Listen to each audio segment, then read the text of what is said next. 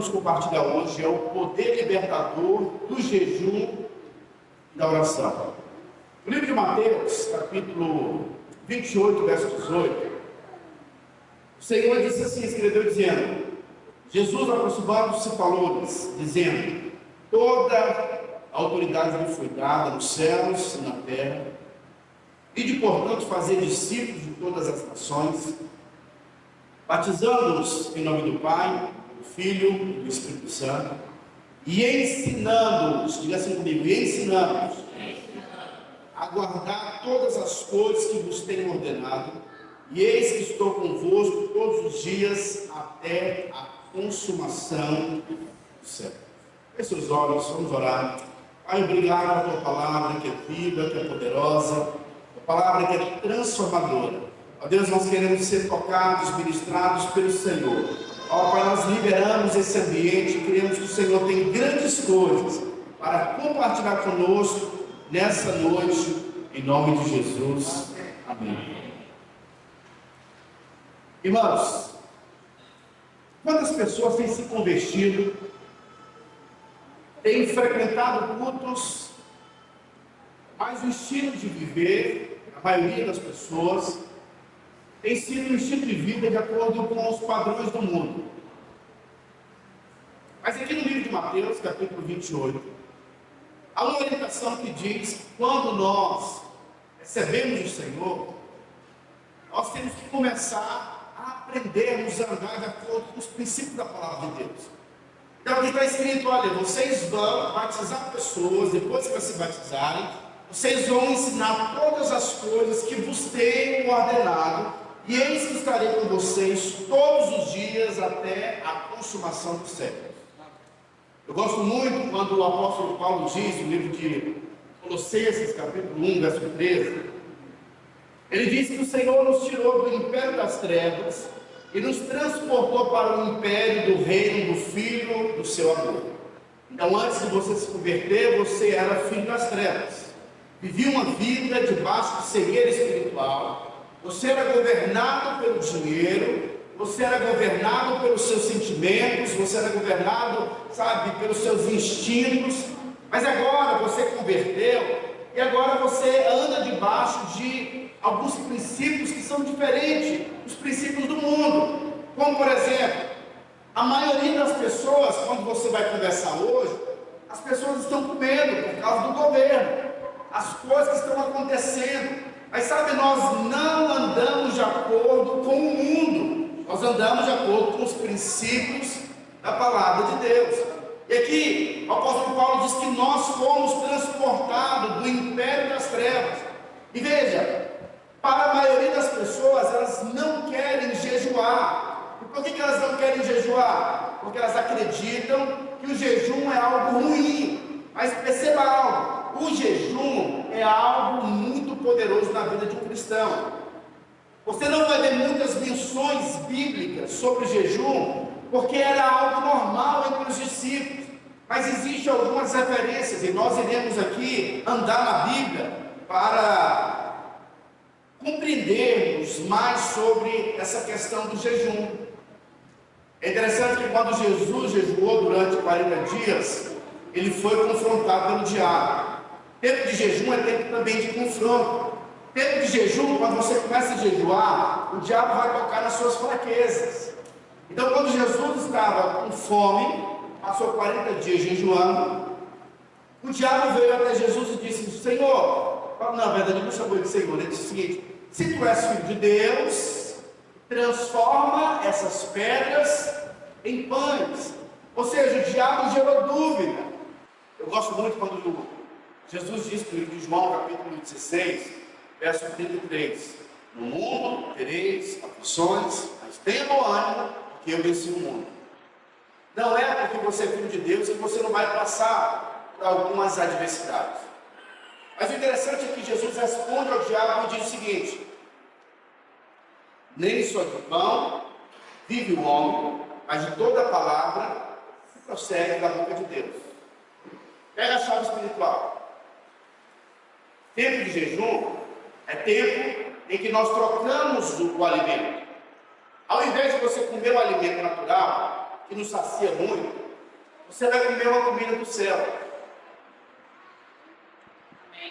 Quando nós jejuamos, em outras palavras, nós estamos dizendo o seguinte: o que mais te conecta à terra é o alimento. O que mais diz que você é dessa terra é o alimento. E quando nós decidimos a jejuar, e começamos a comer a palavra que sai da boca de Deus, você começa a ser suprido na sua alma e no seu espírito. É por isso que é importante você não ficar apenas sem comer. Tempo de jejum é tempo de você pegar a sua Bíblia. É tempo de você pegar o livro. É tempo de você começar a meditar, porque o seu espírito será fortalecido. Eu vi um irmão, ele começou a jejuar e disse: pastor, eu estou tão fraquinho, pastor, eu estou mal, eu estou com muita fome. É normal, mas ele jejuou. É isso mesmo que acontece. Então, no período de jejum, pastor, minha cabeça vai doer. Acredite em mim, você não vai doer. Você vai ficar mais forte. Então, decida nesse período comer a comida do céu. Então, o Filho de Deus precisa jejuar. Agora, nós vamos perceber que o jejum é algo libertador. O jejum vai fazer coisas em você que você não consegue fazer, não consegue de outra maneira. E Paulo diz assim, no livro de Colossenses, capítulo 3. Se vocês, Colossenses capítulo 3, 1, ressuscitaram juntamente com Cristo, vocês devem buscar as coisas lá do alto. Vocês devem pensar nas coisas lá do alto. Sabe, nós estamos muito concentrados nas coisas aqui da terra. O convite a você nesses dias é um convite a ser mais profundo no Senhor. O convite a você é um convite a crescer em realidade espiritual. Escute bem, você pode muito bem não jejuar, você pode muito bem não ler a palavra, você pode muito bem participar do culto todo final de semana, mas uma coisa que eu posso te falar: se você for um crente raso, você não vai desfrutar das heranças que Deus tem para você. A Bíblia diz que tem alguns filhos espirituais que já deveriam estar no nível daqueles que são herdeiros, que vão desfrutar da herança, mas eles não cresceram, e por isso eles não podem desfrutar. Eles são filhos, mas são tratados como escravos, porque tem uma grande riqueza, mas vivem como alguém que não desfruta. E o meu convite a você é um convite a um crescimento espiritual. Eu gosto muito daquela parábola que diz que o Senhor pediu para que alguns trabalhadores viessem para o seu campo. Não sei se vocês lembram. E aí ele diz que ele andando cedo, ele vê alguém e pergunta: por que você está parado? E ele diz: olha, estou parado porque eu não consegui um serviço.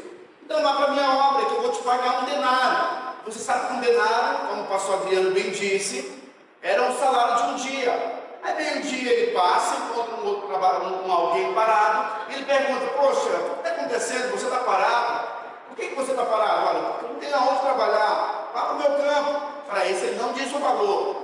E aí, faltando basicamente 1 hora para concluir o dia, ele encontra outra pessoa, ele pede para essa pessoa ir para a sua obra. Depois que o dia é concluído, ele vai prestar contas agora, ele vai pagar cada funcionário dele. Mas o interessante da parábola é que ele pede para que o pagamento seja feito de trás para frente. Então quem foi receber primeiro? O que chegou por último. E quanto que o Senhor da obra deu? Um denário. E aquele que tinha chegado primeiro pensou o seguinte: poxa vida, eu cheguei cedinho, vou receber muito mais. Mas o dono da obra já tinha combinado com o primeiro. O salário do primeiro seria quanto? Um denário. E ele então gerou uma expectativa. E aí ele veio no segundo, também deu um denário. E quando foi para o último recebeu um denário e ficou indignado. E essa parábola quer nos ensinar algo. Na obra de Deus, não é o tempo de fé que vai definir a sua maturidade, a sua recompensa. Então tem muitas pessoas que nasceram dentro da igreja, mas nunca teve realidade espiritual. Tem outros que eles vieram depois, e a recompensa dele vai ser igual daquele que começou mais cedo. Mas tem outros que se converteram e falta pouco tempo para a vida do Senhor. Mas esses que vieram há pouco tempo, eles vieram com tudo.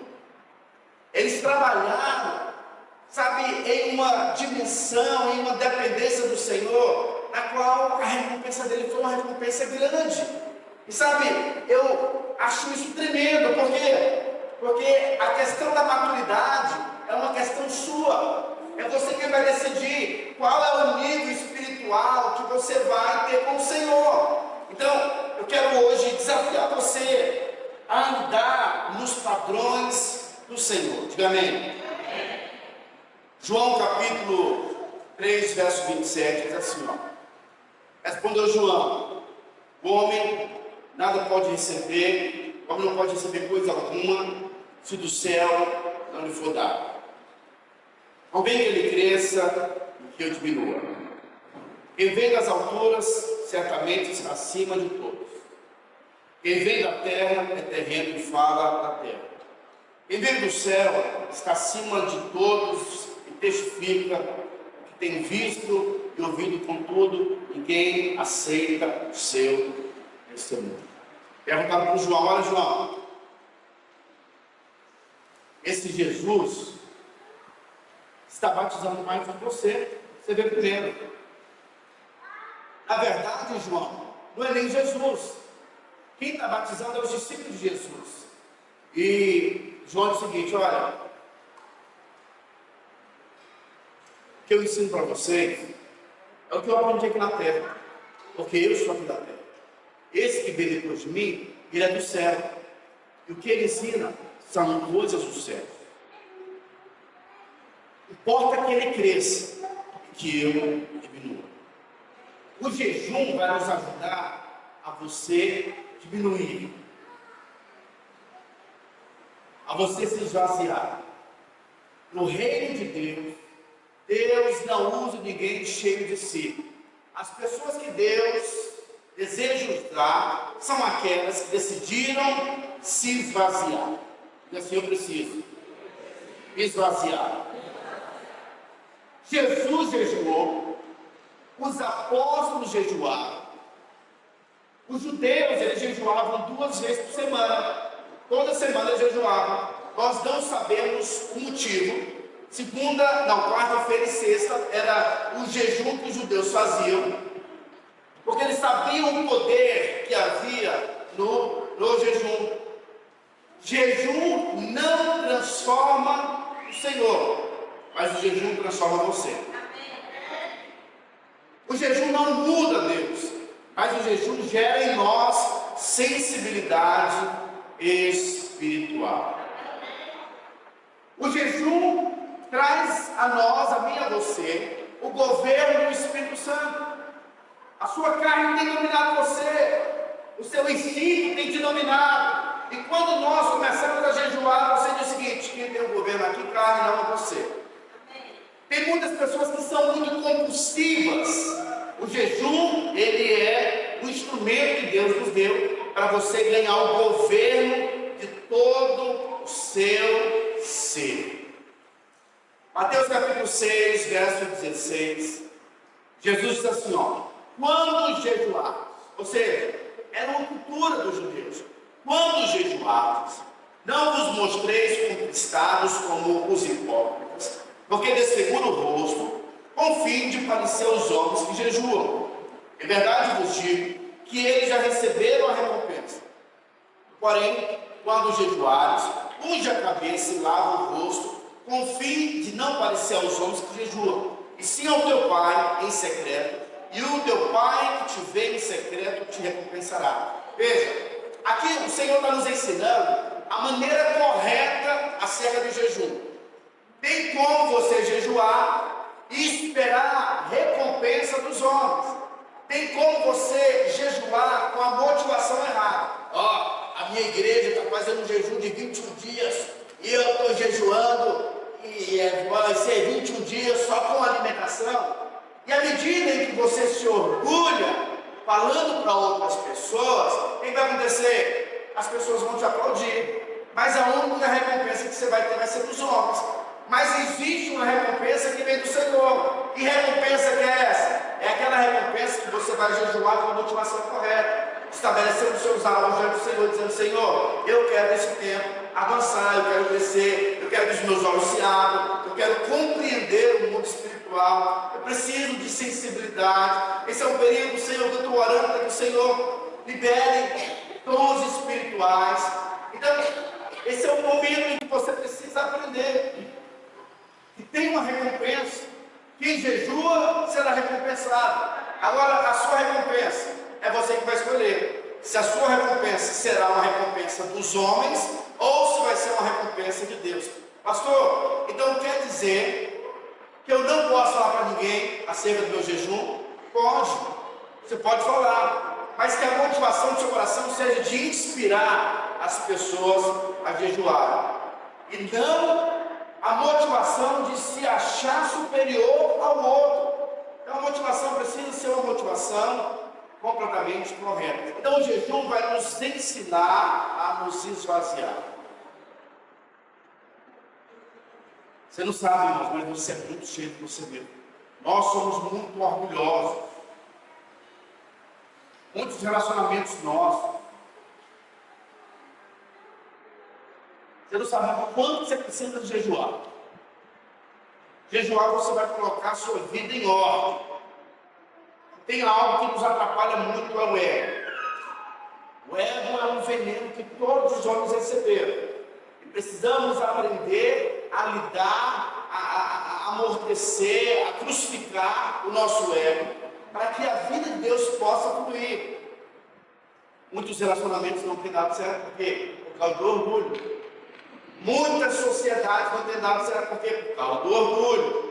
E sabe, se tem algo muito poderoso em que você precisa aprender, é o poder de se esvaziar. E a Bíblia deixa muito claro que o jejum nos ajuda a nos esvaziarmos. A Bíblia diz que Deus, sendo Deus, Ele se esvaziou. No livro de Filipenses, capítulo 2, Paulo diz assim, vocês precisam ter o mesmo sentimento que houve em Cristo Jesus, que sendo Deus, não quis por usurpação ser igual a Deus.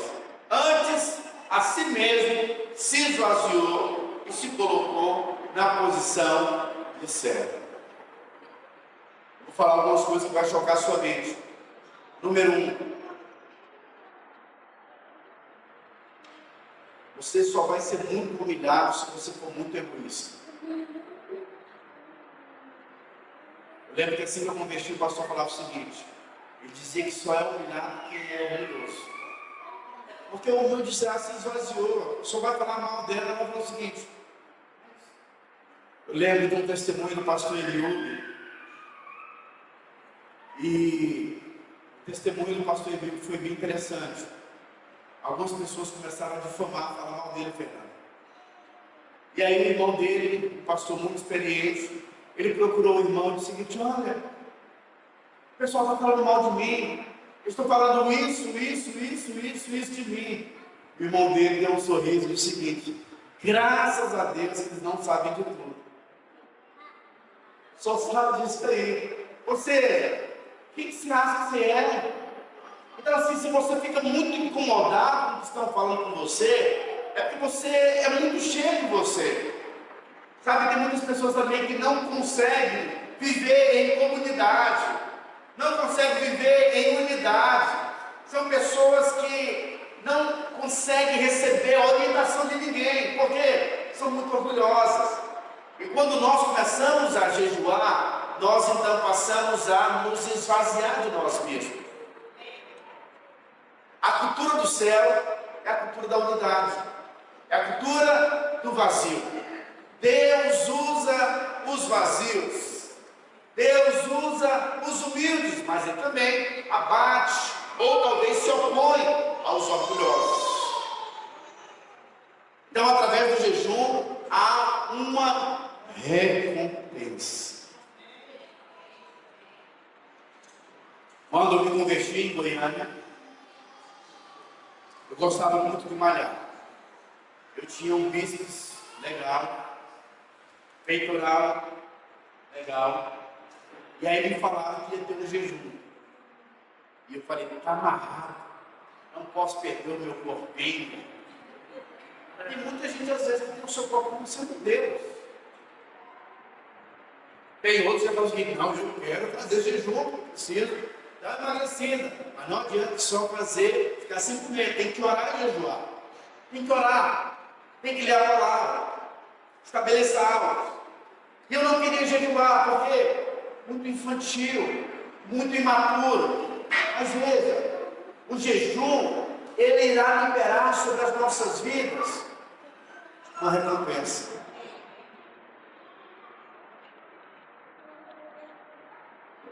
Quando eu vim para Barretos, comecei a ser pastoreado por um pastor que era meio doido, Antônio Afione. Ele fez um jejum de 40 dias, só na água. 40 dias. Na verdade, do líquido.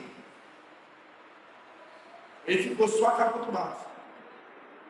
Ele veio pregar na nossa igreja. Não sei se a Silvana lembra.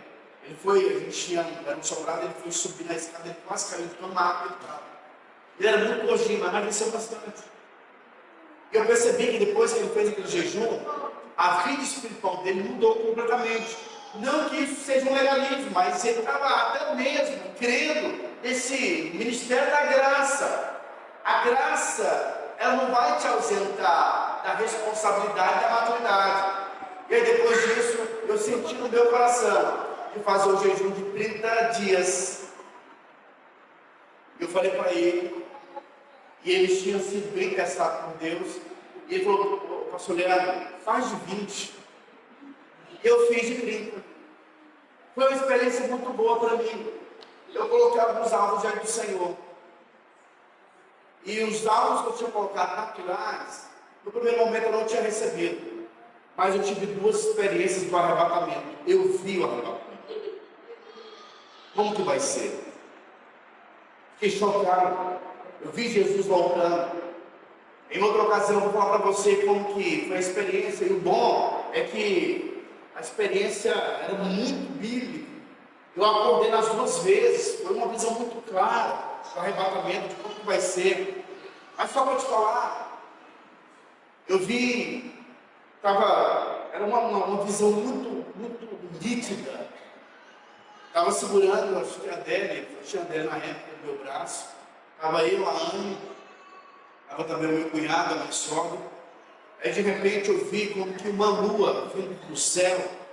E a lua chocou na lua que estava, era uma lua que chocou na outra lua. E quando ela chocou, o cavaleiro com o cavalo reluzente, ele veio numa velocidade.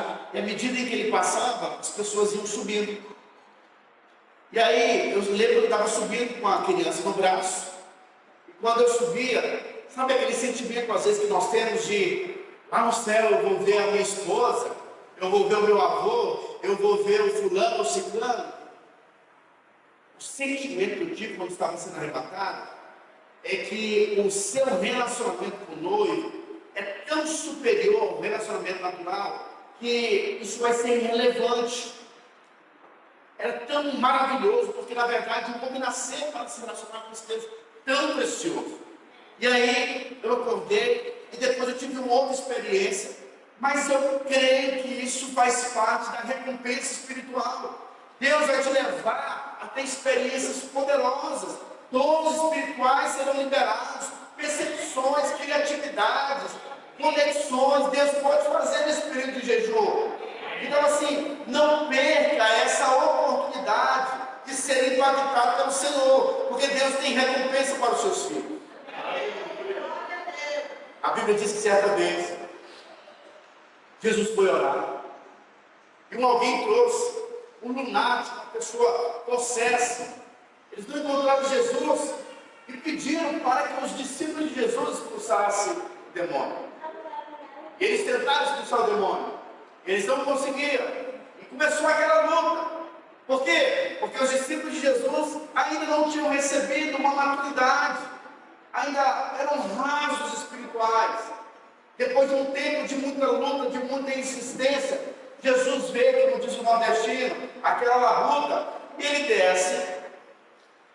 E ele então, o pai daquela criança disse o seguinte: Senhor, eu trouxe o meu filho para que os teus discípulos expulsassem esse demônio, mas eles não conseguiram. E Jesus, numa fração de segundos, expulsa aquele demônio. Os discípulos ficam encucados, chega próximo do mestre, eles perguntam: Senhor, já que não tem ninguém aqui, queria que o Senhor nos falar o motivo porque nós não conseguimos expulsar esse demônio. E Jesus então começa a dizer: olha, essa casta de demônio só sai com jejum e oração. Quando nós começamos a jejuar, você começa então a se conhecer a maneira espiritual. Deus te dá sensibilidade e percepções espirituais.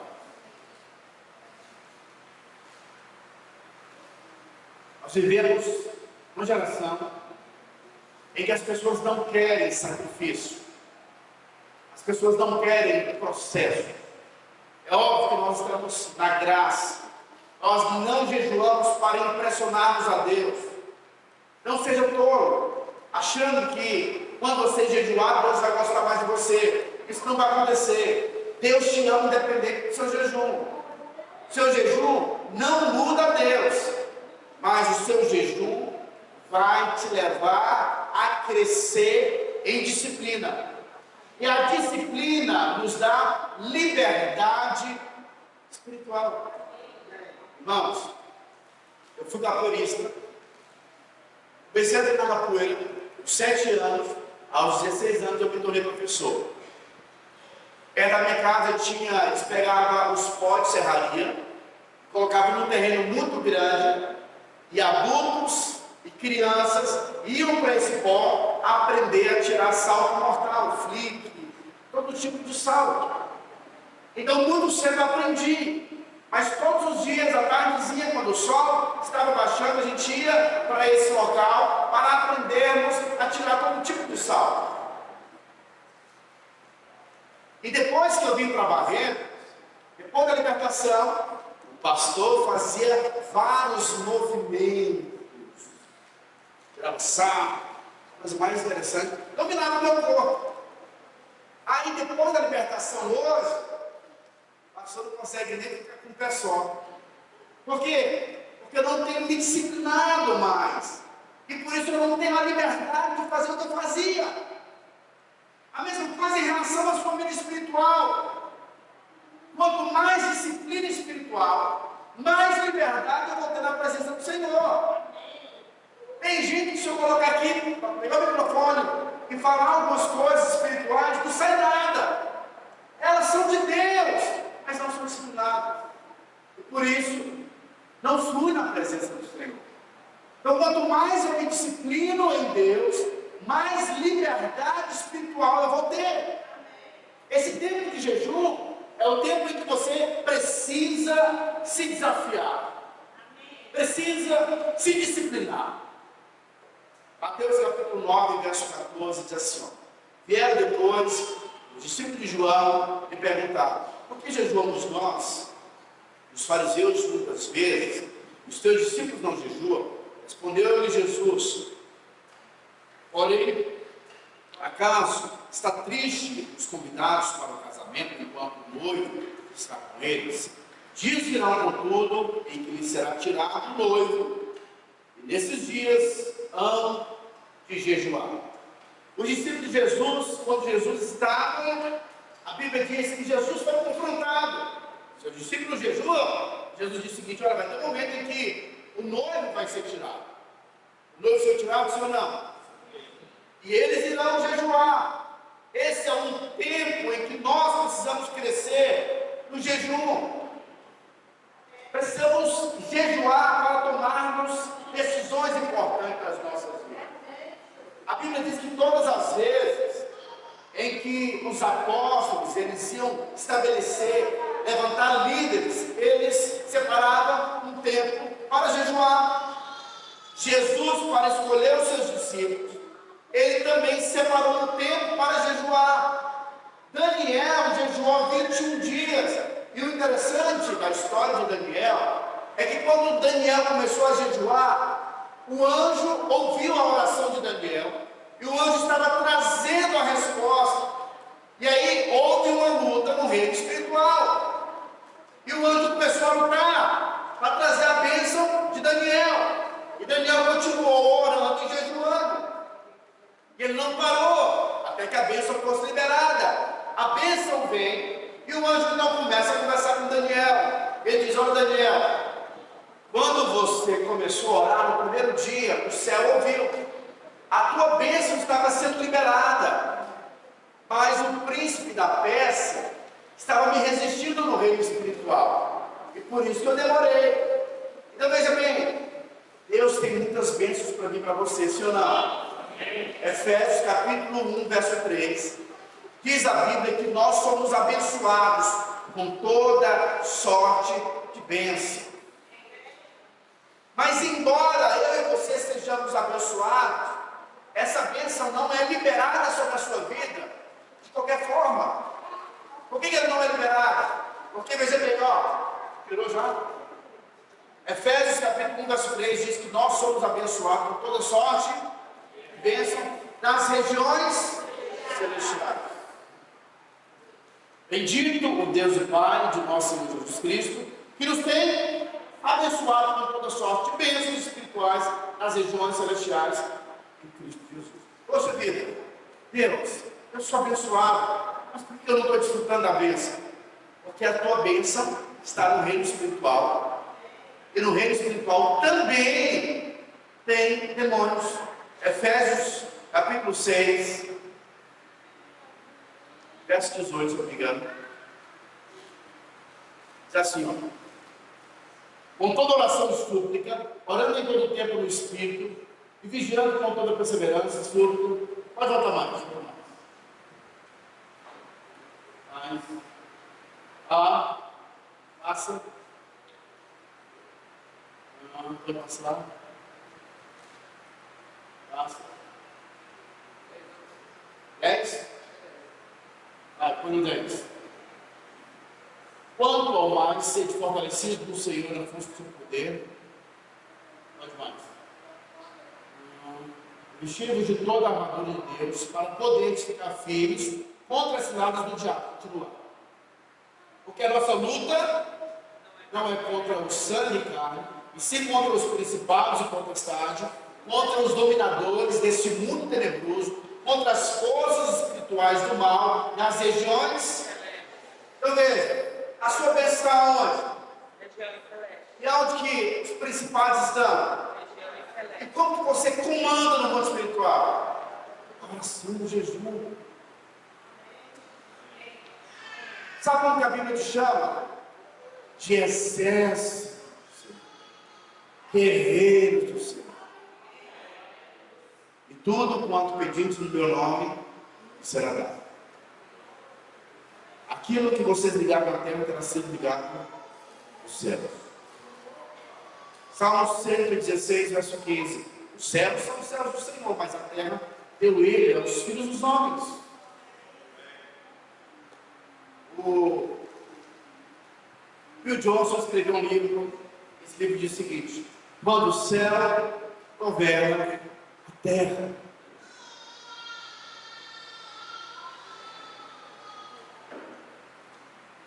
Romanos capítulo 4, verso 17.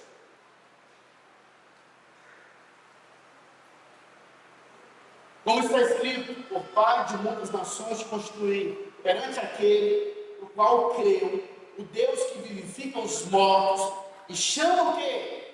A existência, as coisas que não existem, continua. Pode voltar lá de novo. Então ele chama a existência, as coisas que não existem. Tem outras traduções que dizem o seguinte: chama a existência as coisas que não existem como se já existisse.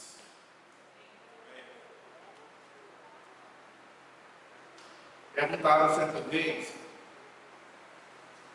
para um pintor famoso, Se o nome dele agora eu lembro.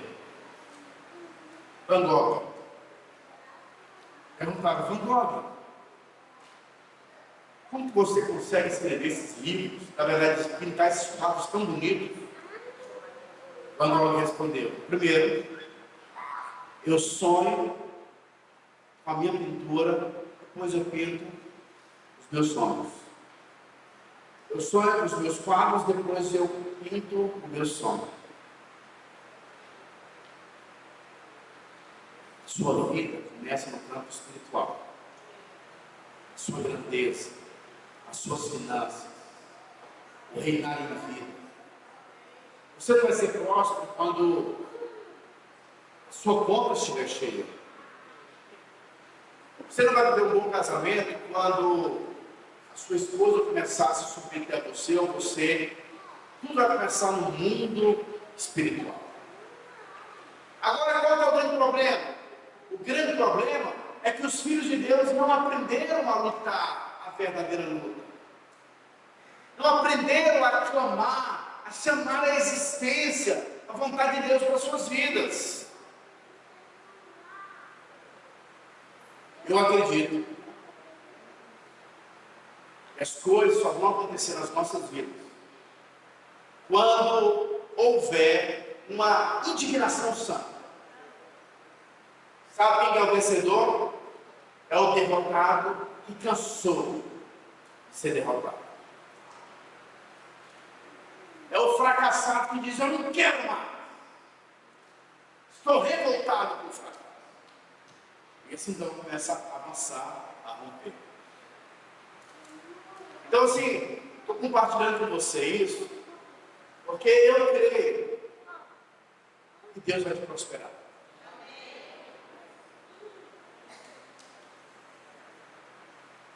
Tem muitas coisas que nós precisamos avançar. Esse tópico nós ficamos assim, eu fui para os legendários esse final de semana, são 72 horas. Nós vimos lá muitos milionários, colocando as suas caminhonetes, quadriciclo para servir na obra, muitos vinhos sendo transformados. E um povo com recurso financeiro para que a obra. O pastor apenas falou, olha, irmãos, nós estamos precisando de um ar-condicionado. Os irmãos foram lá e colocaram ar-condicionado. Quando você começa a prosperar, o reino de Deus avança.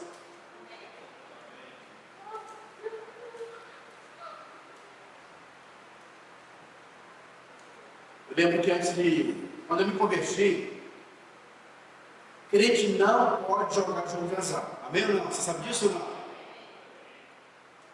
Nem vou ensinar para vocês esse negócio de igreja, não. Igreja acontece em outro lugar. Aqui, igreja. Mas quando eu me converti, eu fiquei pensando, sabe aquelas meditações de derrotado? Fiquei pensando assim, se eu ganhasse os 300 milhões na loteria, eu ouvi o dízimo do senhor não. E eu falava, não, vou devolver não, eu nem tinha ganhado. Eu estava falando que não ia devolver. Ou seja, um espírito de avareza, de miséria. E sabe, nós precisamos entender que o recurso financeiro, Deus tem muito para mim para você, mas tudo vem com um propósito. Nesses dias nós vamos orar para quebrarmos toda a maldição hereditária. Embora não existe mais maldição hereditária para quem está em Cristo.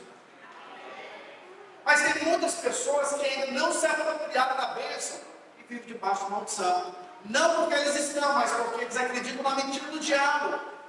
No livro de Gálatas, capítulo 3, verso 13, está escrito: Cristo nos resgatou da maldição da lei, fazendo-se Ele mesmo maldito em nosso lugar, como está escrito. O que está escrito? Maldito por aquele que foi pendurado no madeiro. Cristo foi pendurado no madeiro para que toda maldição fosse quebrada lá. Agora nós precisamos nos apropriar das bênçãos que Deus tem para mim e para você. Eu quero prosperar nesse tempo. Quer mais ouvir?